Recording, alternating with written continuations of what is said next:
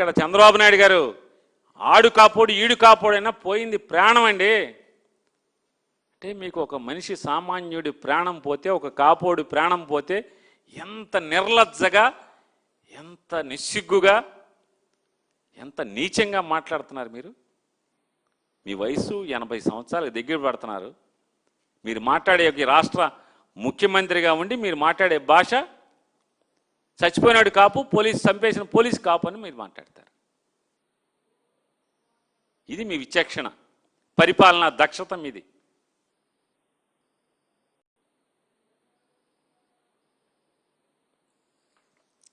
మీ విఘ్నతకు వదిలేస్తున్నా. మీ భాష, మీ ప్రవర్తన, మీ నీచమైన మాటలు. ఎవడు రాజకీయ రంగు పులిమాడు? ఎవడు రాజకీయ రంగు పులిమాడండి?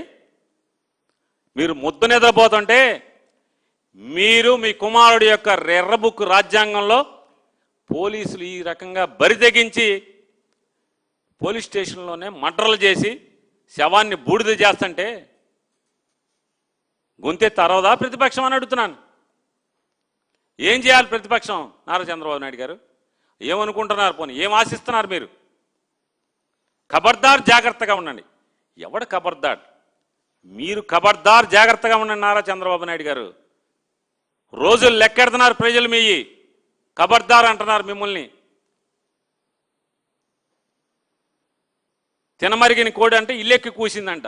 అట్లా ఉంది నారా చంద్రబాబు నాయుడు గారు మీరు తీరు. ఎవరు నోరు పారేసుకుంటున్నారు? మీరా? ఎవరు పారేసుకునేది? నీచంగా మాట్లాడేది మీరా? ఎవరు? ఏమంటాడు? ఈరోజు కూడా చూసా, వంగి వంగి దండాలు పెడుతున్నాడు దేవాలయాలకు పోయి జగన్మోహన్ రెడ్డి గారి గురించి. నువ్వెన్ని దండాలు పెట్టినా ఎవరైనా సరే దేవుడి మీద నమ్మకం ఉండే ఏ వ్యక్తి నీకు ఏ పార్టీ సహకరించరు. జగన్మోహన్ రెడ్డి గారు దేవుడికి వంగి వంగి దండాలు పెడుతున్నాడు. తప్పే ఉంది? అసలు మీరు మామూలుగా మోడీకి వంగి వంగి దండాలు పెడుతున్నారు కదా. మనిషి కదా మోడీ గారు. మోడీ గారు మనిషి, నీకన్నా వయసులో చిన్నవాడు, అనుభవంలో చిన్నవాడు అని మీరే చెప్పారు. మోడీ గారికి వంగి వంగి దండాలు పెడితే మీకు సిగ్గు లేనప్పుడు దేవుడికి దండం పెడతాకి జగన్ గారి సిగ్గు ఎందుకు ఉండాలి? ఎందుకు ఉండాలి చంద్రబాబు నాయుడు గారు?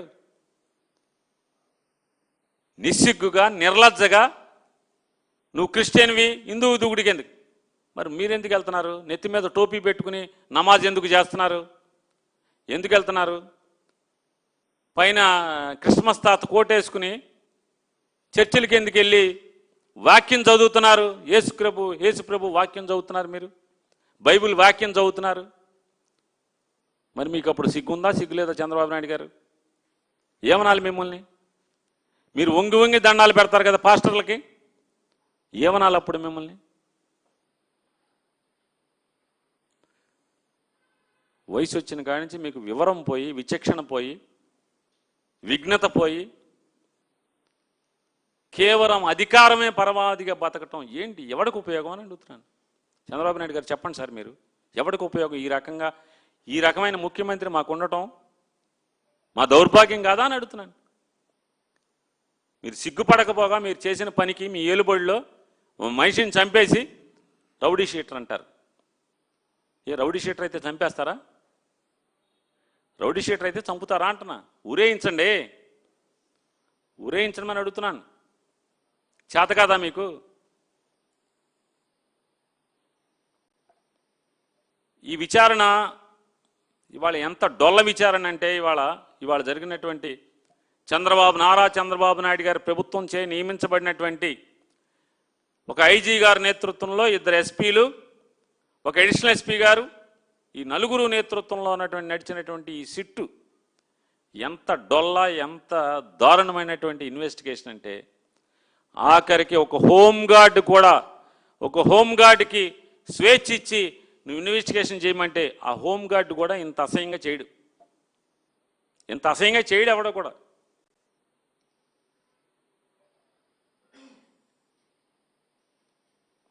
మే 6వ తారీఖున ఆ రిమాండ్ రిపోర్ట్లో రాస్తారు. మే 6వ తారీఖున టాస్క్ ఫోర్స్ అడిషనల్ డీసీపీ గారికి పాత కృష్ణలంక సిఐ, అప్పటి కృష్ణలంక సిఐ నాగరాజు గారు రిక్వెస్ట్ ఇచ్చాడంట, రిటర్న్ రిక్విజిషన్. ఏమని? అమ్మా మాకు పలానావాడు నాన్ బెయిలబుల్ వారెంట్లో ఒకటి కనపడతలేదు, ఎతికి తెచ్చిపెట్టండి అని చెప్పి అడిగాడంట. టాస్క్ ఫోర్స్ ఎవరు నాయకుడు? ఎవరు టాస్క్ ఫోర్స్ బాస్? ఎవరు?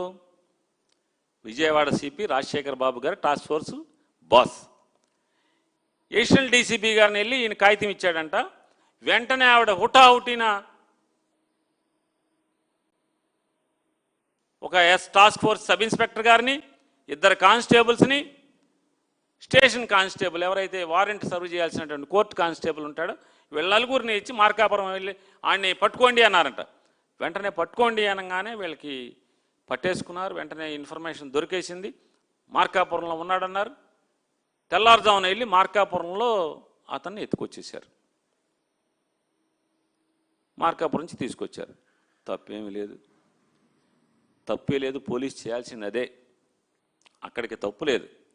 కాకపోతే ఇక్కడ ఇన్వెస్టిగేషన్లో ఎక్కడా కూడా సిపి గారి ఊసు కానీ పాత్ర కానీ నాలెడ్జ్ కానీ ఉన్నట్టు కానీ ఎక్కడా కూడా పేరు కానీ రాయకపోవటం అనేది దుర్మార్గం అంటున్నాను. ఈ ఇన్వెస్టిగేషన్ యొక్క దుర్మార్గం అది. సరే, 24 గంటలలోపు కనుక కోర్టుకు రిమాండ్ చేస్తే లోకల్ ట్రాన్సిట్ వారెంట్ తీసుకోవాల్సిన పని లేదు, లోకల్ మ్యాజిస్ట్రేట్ గారి దగ్గర ప్రొడ్యూస్ చేయాల్సిన పని లేదు.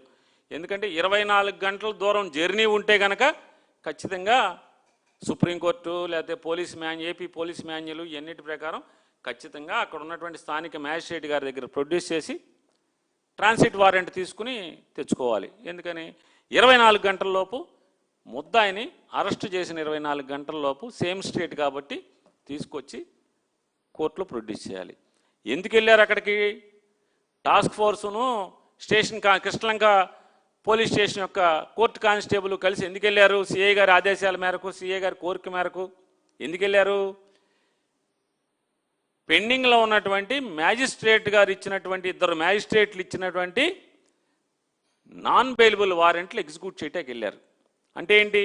మ్యాజిస్ట్రేట్ వారి అంటే కోర్టు వారి ఆదేశాల ప్రకారం దాన్ని ఎగ్జిక్యూట్ చేయటానికి వెళ్ళారు. కోర్టు ఆదేశాలు ఏమిచ్చింది? వాడిని ఎత్తుకొచ్చి నా ముందు పెట్టండి అని చెప్పింది. వాడు కోర్టుకు రావట్లేదు, వాడిని ముద్దాయిని ఎత్తుకొచ్చి నా ముందు పెట్టండి అని చెప్పి వారెంట్ ఇచ్చింది. ఏం చేయాలి మీరు? ఎత్తుకొచ్చి సరాసరి 24 గంటల్లోపు కోర్టులో కదా ప్రొడ్యూస్ చేయాలి. సరే, మీ రిమాండ్ రిపోర్ట్ కథకే వద్దామండి. సిట్టు ఏమంటారు మరి, 4 దిక్కుపాలకులు, మీ 4 దిక్కుపాలకులు అమోఘమైనటువంటి విచారణ చేసి ఇచ్చారు కదా మీరు. సరే, దాని ప్రకారం ఏముంది? మీరు దాని ప్రకారం టాస్క్ ఫోర్స్ వాళ్ళు హ్యాండ్ ఓవర్ చేసి రసీదు తీసుకున్నారు. ఎవరికి?